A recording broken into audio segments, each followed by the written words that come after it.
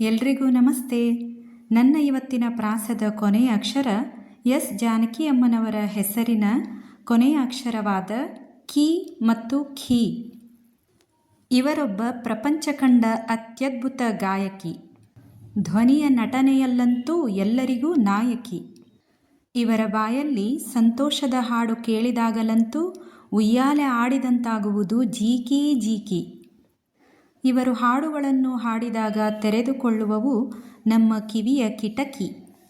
ಆ ಹಾಡುಗಳು ನಮ್ಮ ಎದೆಯಾಳದ ಕದ ನೂಕಿ, ಮನಸ್ಸಿಗೆ ತಾಕಿ, ಅಂತರಂಗವನ್ನು ಕಲುಕಿ ಕೆದಕಿ, ಮತ್ತು ದುಃಖದ ಹಾಡುಗಳು ಮನಸ್ಸನ್ನು ಹಿಸುಕಿ, ರೋಷದ ಹಾಡುಗಳು ಹೊಡೆಯುವವು ಪಟಪಟ ಪಟಾಕಿ ಚಟಾಕಿ.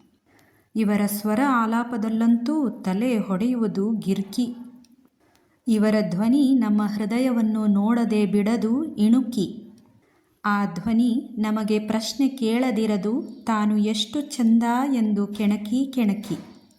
ಪ್ರಣಯದ ಹಾಡುಗಳಂತೂ ಅವರ ಬಾಯಲ್ಲಿ ಕೇಳಿದಾಗ ನಮ್ಮಲ್ಲಿ ಹೊತ್ತಿಕೊಳ್ಳುವುದು ಬೆಂಕಿ. ಅವರಿನ್ನೂ ಇರುವಾಗಲೇ ಬಾಲಕಿ, ಹಾಡೋದ್ರಲ್ಲಿ ಇದ್ದರಂತೆ ಬಹು ಚಾಲಾಕಿ. ಹಾಡುಗಳಿಗೆ ತಮ್ಮ ಧ್ವನಿಯಲ್ಲಿಯೇ ರಂಗುರಂಗಾದ ರಂಗನ್ನು ತುಂಬುತ್ತಿದ್ದ ರಂಗನಾಯಕಿ.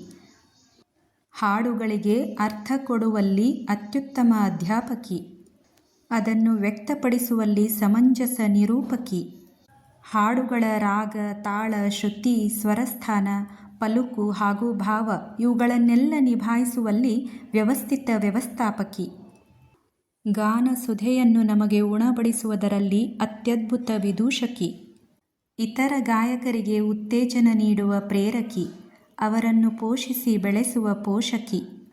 ಅವರಲ್ಲಿ ಇರಲಿಲ್ಲ ಕಣ್ರಿ ತಮ್ಮ ಧ್ವನಿಯೇ ಶ್ರೇಷ್ಠ ಎಂದು ತೋರಿಸಿಕೊಳ್ಳುವ ಶೋಕಿ. ತಮಗೆ ಈ ಧ್ವನಿಯನ್ನು ಕರುಣಿಸಿದ್ದು ಭಗವಂತ ಎನ್ನುವ ಉಪಾಸಕಿ. ಸಂಗೀತವನ್ನೇ ಕಲಿಯದೆ ಇಡೀ ಸಂಗೀತ ಲೋಕದಲ್ಲಿ ಸಾಧನೆಗೈದ ಸಾಧಕಿ. ಇವರು ಇಡೀ ಪ್ರಪಂಚದ ಜನರಿಗೆ ಸಖಿ. ಇವರನ್ನು ಭೇಟಿಯಾದವರೆಲ್ಲ ಮುಖಾಮುಖಿ ಇವರ ಆಶೀರ್ವಾದ ಪಡೆದು ಅಂದುಕೊಳ್ಳುತ್ತಿದ್ದರು ಜೀವನದಲ್ಲಿ ನಾವೇ ಅತ್ಯಂತ ಸುಖಿ. ಇವರು ಹಾಡಿದ ಎಷ್ಟೋ ಗಾಯನಗಳ ಪೈಕಿ ಪ್ರಶಸ್ತಿಗಳ ಸುರಿಮಳೆಯೇ ಹರಿದು ಬಂದಿತು ಇವರನ್ನು ಹುಡುಕಿ ಹುಡುಕಿ. ಇವರನ್ನು ಎಷ್ಟು ವರ್ಣಿಸಿದರೂ ಸಾಲದು ಪದಗಳನ್ನು ಹಾಕಿ ಹಾಕಿ. ಇನ್ನೂ ಉಳಿಯುತ್ತಲೇ ಇವೆ ಪದಗಳು ಎನ್ನಿಸುತ್ತಿದೆ ಬಾಕಿ. ಆದರೆ ಇಷ್ಟು ಮಾತ್ರ ಸಿಕ್ಕವು ನನ್ನ ತಲೆಗೆ ನಿಲುಕಿ. ಇವರ ಕಂಠಸಿರಿಯ ವರ್ಣನೆಗೆ ಶಬ್ದಗಳೇ ಸಿಗಲಾರದಾದವು ಎಟುಕಿ. ಪದಗಳೇ ಮುಗಿಯದಾದವು ಎಷ್ಟು ಯೋಚಿಸಿದರೂ ಕುಟುಕಿ ಕುಟುಕಿ. ಶಬ್ದಗಳನ್ನು ಹುಡುಕುವುದರಲ್ಲಿ ನಾನಾಗಿಯೇ ಹೋದೆ ಮುದುಕಿ. ಈ ಜಾನಕಿ ಅಮ್ಮನ ಮಗ ಹೆಸರಿನವರಾದ ಮುರಳೀಕೃಷ್ಣ, ಅವರ ತಾಯಿ ಈ ದೇವಕಿ. ರಾಮಾಯಣದ ಸೀತೆಯ ಇನ್ನೊಂದು ಹೆಸರೇ ಜಾನಕಿ. ಅದರಂತೆ ಹೀಗೆ ಇತಿಹಾಸವನ್ನೇ ಸೃಷ್ಟಿಸಿ ಅಜರಾಮರವಾಗಿ ಉಳಿದ ನಮ್ಮಾಕಿ, ಇಂಪಾದ ಕೋಗಿಲೆ ಕಂಠದ ಗಾಯಕಿ, ಅವರೇ ನಮ್ಮ ಎಸ್ ಜಾನಕಿ.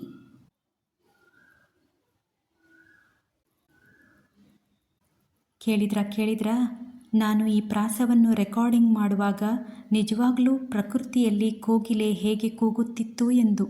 ಅದರಲ್ಲೂ ಆ ಕೊನೆಯ ಸಾಲು ಕೋಗಿಲೆ ಕಂಠದ ಗಾಯಕಿ ಎಂದು ಹೇಳುವಾಗ ಕೋಗಿಲೆ ಕೂಗಿತು. ಇನ್ನೊಂದು ಮಾತು ರೀ, ಈ ಪ್ರಾಸದಲ್ಲಿ ನಾನು ಜಾನಕಿ ಅಮ್ಮನವರನ್ನು ಒಂಟಿ ಅಕ್ಷರಿನಿಂದ ಹೆಸರಿಡಿದು ಕೂಗಬೇಕಾಗಿದೆ. ಆ ನೋವು ನನಗೂ ಇದೆ. ಏಕೆಂದರೆ ನಾನು ಶಬ್ದಗಳ ಜೋಡಣೆಯಲ್ಲಿ ಆಗಬೇಕಾಗಿತ್ತು ವ್ಯವಸ್ಥಾಪಕಿ. ಆದ್ದರಿಂದ ತಮ್ಮೆಲ್ಲರಲ್ಲಿಯೂ ನಾನು ಕ್ಷಮೆ ಯಾಚಿಸುವೆ. ಮತ್ತು ಪ್ರಾಸ ಬರೆಯುವುದರಲ್ಲಿ ಕೂಡ ನಾನಿನ್ನೂ ಸಣ್ಣ ಆಕಿ.